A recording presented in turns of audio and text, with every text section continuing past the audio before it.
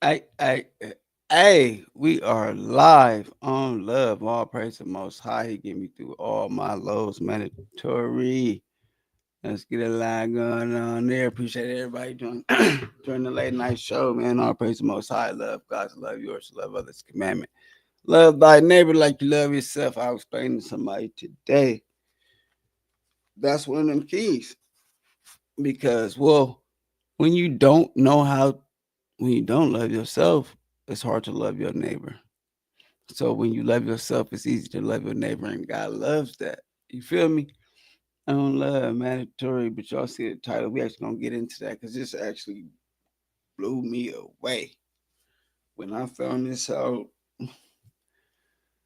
Digging and diving, you know, and that's why we have to do that because they're not gonna feed this information to us. And then when I started doing more homework, I understood Martin Luther King's story, in which they don't tell us. You know, that was uh, the government's plan. You feel me? When it comes to it, because I learned the revolution will not be funded. So when he started taking that bread, it got scary.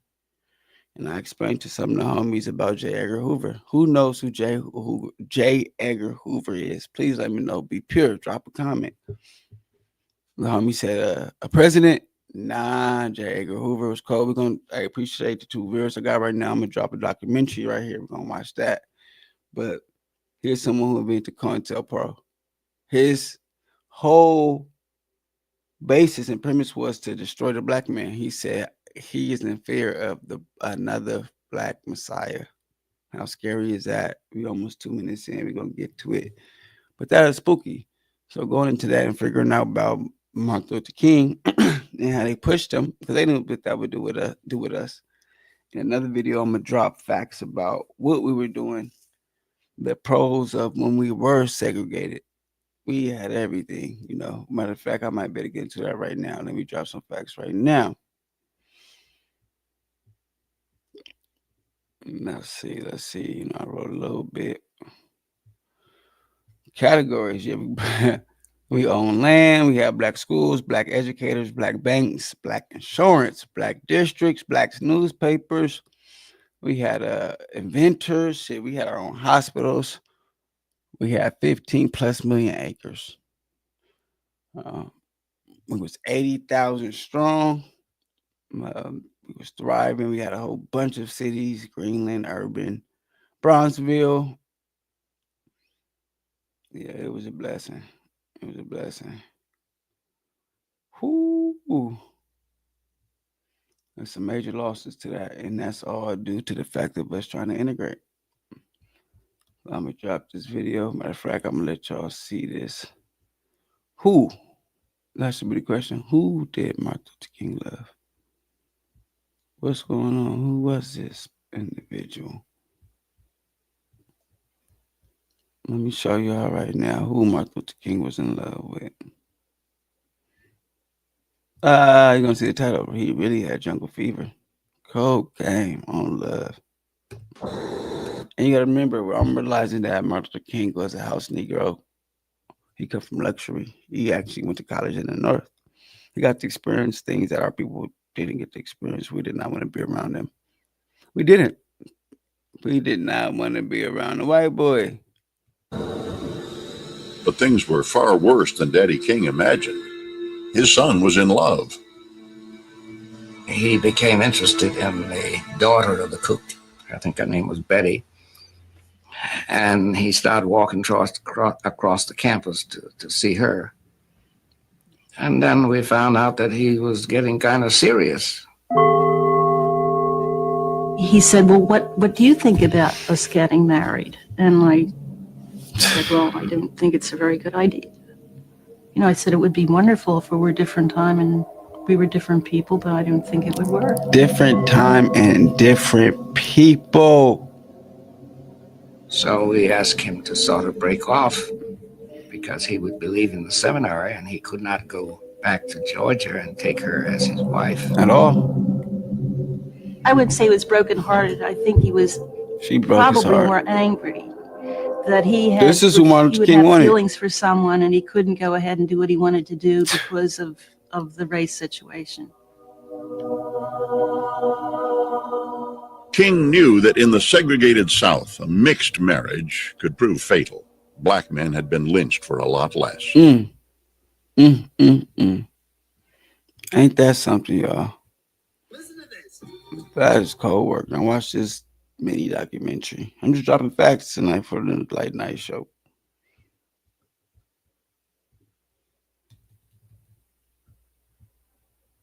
The Reverend Dr. Martin Luther King Jr.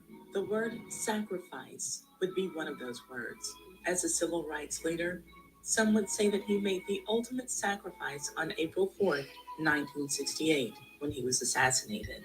According to his friends who knew him in seminary school, he sacrificed the love of his life to be the man his family wanted him to be and the man that the civil rights movement needed. But if he'd had his own choice to make his own decision, I'm writing down the facts in some piece of paper. Listen to this. Appreciate you clocking in. Oh, love, we're going to have 100 one day. 1,000, a million. A million.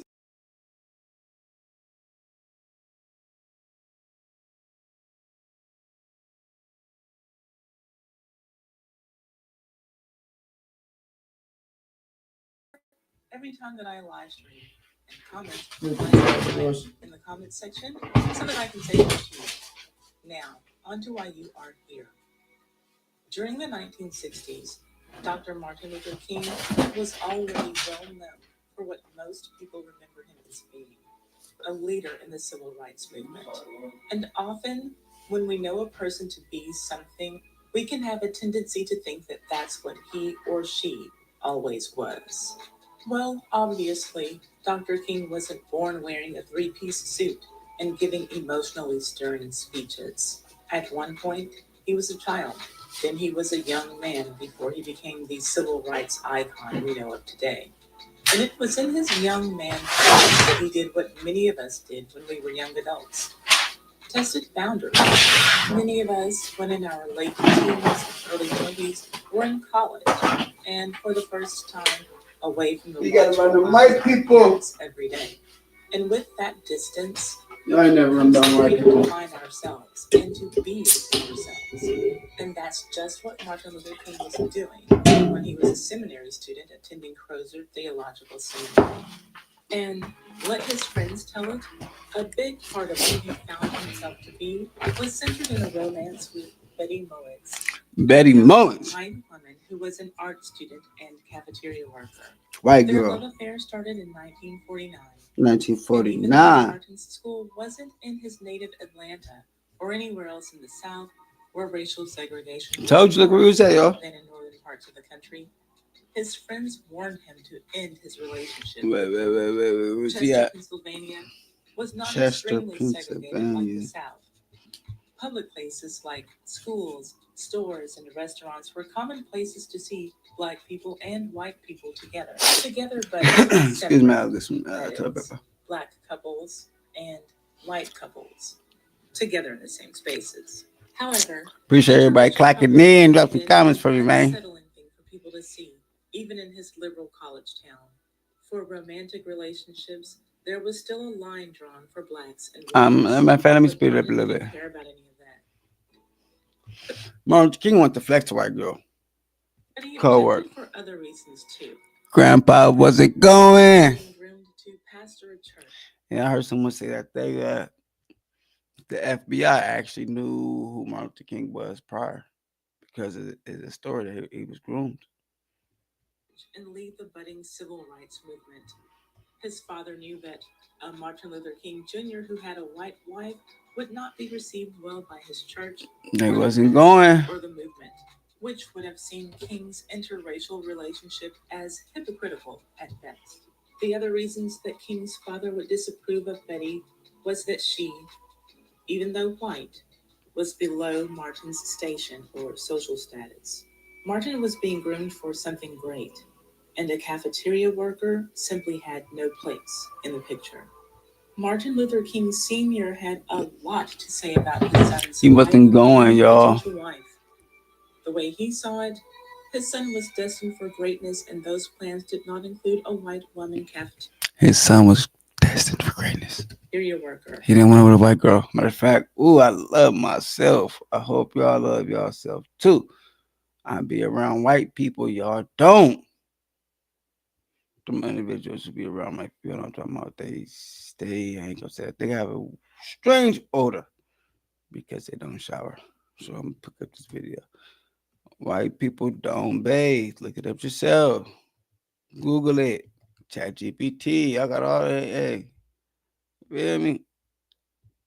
Cold work. Cold work. Exceptionally dirty. We really wanted to keep her skin microbiome as healthy and intact, even if it's just rinsing with water. Our water has chlorine in it. Oh, my bad, y'all. Watch this. White people don't shower. Different chemicals that I just didn't want to expose her to. This show, being married to my wife, has opened me up to so many Wow, more thought processes like this, because I think so many of us are conditioned. But if you really strip it down and think about it, obviously we lived this way naturally for a very long time. I think, like, you put up the commercial. Let me download what. Excuse me. Coming back to a more primal. What's up, y'all? Now that you guys are saying this, that makes a lot of sense to just like let it be. And I feel like as a mother too, you have intuition to know when they need a bath. Hi guys, welcome back to my channel. She had me crying. African white people she not playing. Beat. So in this video, like, these people are saying that they don't beat their babies when they are born. Like, could you believe that? Growing up in an African household, it wasn't like that to me. Like, you have to bathe your baby, moisturize them with oil and massage their body. Like, some of them don't bathe their kids at all. Let's react to some of the videos and let me know what you think about it. My children probably bathe maybe once a week.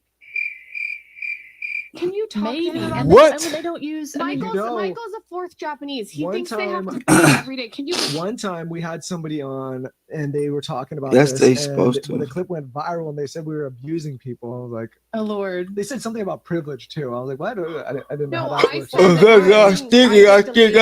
both my kids. After they were born. Yes, that's because why would you need to? Why are they dirty? Talk to us about how you only bathe your kids once a week. I want to know. Y'all more want about that. these Well, women. first off, I just let my kids do what they want to do. I have 4 children. I'm not going to fight with my kids over little stupid things like bathing. Agreed. What's the Agreed. age gap again? Almost 10, 7, 5, and 2. Cold work. Yeah. So you don't make them bathe every day. You'll just do when they want to once a week. If it's once a week, like now they they swim. We have a pool and they swim in the summer. Let's say swimming is bathing, so y'all. it's probably even less than that, But no, we tell it like our kids have autonomy over their bodies and their rooms, assuming and they can make all the choices around that, assuming they're safe. Ugh. Oh my god, guys, could you believe this woman? No, I cannot Once a believe week, this. We have 7 No. days a week. I want to be that time making fun like And that. her kids bathe once a week, and she's a doctor. No, I Could do you not believe believe that? No, I Could cannot you believe that. Like, No. 7 days a week, and your kids bathe. You say you don't have autonomy over your kids' body, but those are minors, 7 and 10. Like, That should not be in charge of please, you yourself. guys, I want you to share your experience in the comment section. This is really, like, surprising to me. Like, She this popping is it. cultural shock. Scientifically, you probably shouldn't shower every day. It like dries you out. No, you need to shower every day. I do shower every day, and I wash my hair every Think day. about your private parts. So it's gotta get freshened up. No, you don't need to clean those. They clean themselves. Some women think they need to like clean down there. You don't think need they to. so. No, your What? body That don't cleans make for you. sense. If you're putting stuff up there, like it's not Not healthy. up there. Oh my gosh, not up there. I'm just saying, like your body self cleans. Okay, I get No, that, but like, no, don't you you never just been around sense above. it up every once in a while? I don't think you do. I feel like that's not good for you. I've read articles about general hygiene and people. What about your people armpits? think about people in the 1800s. Like they didn't Yeah, shower they were every day. probably so smelly. That's They man. were. Could have showered They more. put dried herbs and flowers around them to like mask the smell of their body odor. Nope. When I was back in France, I would shower maybe once a month. That's quite normal there. But when I moved Once a to month the is UK, normal I saw there. that people showered way more often. So now I shower maybe once a week. Only if I've had like a big day or if I've worked out. Like otherwise, no. I mean, why were perfumes invented, right? Why do so many white people get on podcasts And that's a fact. They admitted and that. talk about how their children don't bathe or how they don't bathe? I feel like there's something to discuss here about whiteness and how it is viewed as clean and pure and better and primary and default. And really, the history goes to show white people are disgusting. Indigenous people, African people, they were bathing, and they many of them noted that the first like sign of Europeans was their stench, that they were just putrid. And I do think a lot of the reason why people of color in America are so clean, smell so good, have to have their hair done, have to have their makeup done, is because of upward mobility, because the standard for them is so much higher than it is for white people. Like, white women can just walk into Target with a messy bun and sweatpants. That's and a fact. It's like, oh, look at her. Like, she could be a multi-millionaire. Her husband could be an entrepreneur.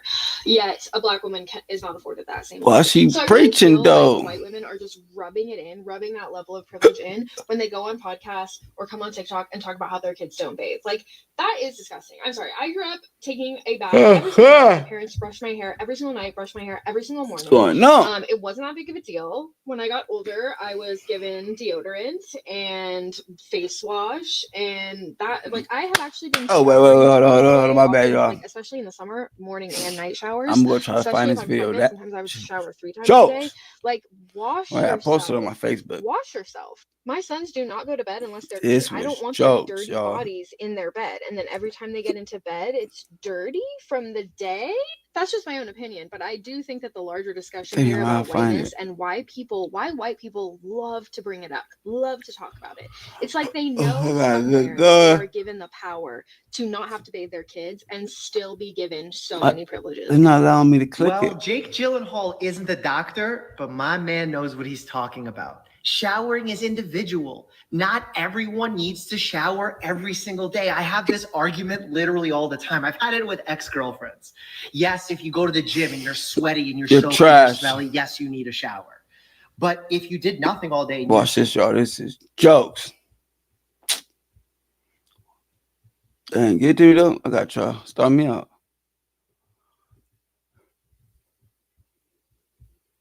Oh yeah, oh yeah.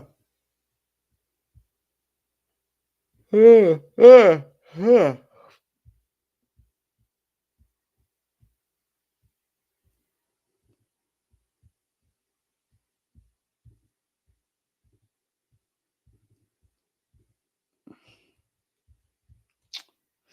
we go. I just have a message to my fellow white people. I found myself on Black TikTok recently. I don't know how I got there. Okay? But I just have a message to my fellow white people. Hey guys, we're so stinky.